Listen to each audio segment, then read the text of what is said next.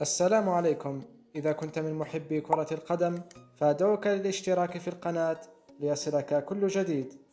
شهد الدوري السعودي اليوم ونادي النصر أول ظهور للنجم كريستيانو رونالدو ضد نادي الطائي السعودي وسط حضور جماهيري كبير.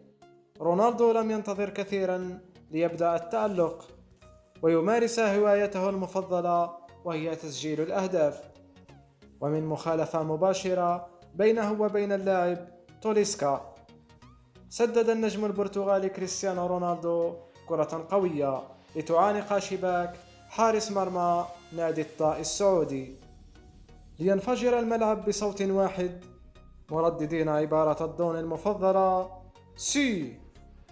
ليبدأ رونالدو مشواره مع النصر السعودي بأول أهدافه وتألق كبير سيجعل منه الخيار الأول للمدرب كوستا. في نهاية الفيديو لا تنسى اللايك والاشتراك ليصلك كل جديد.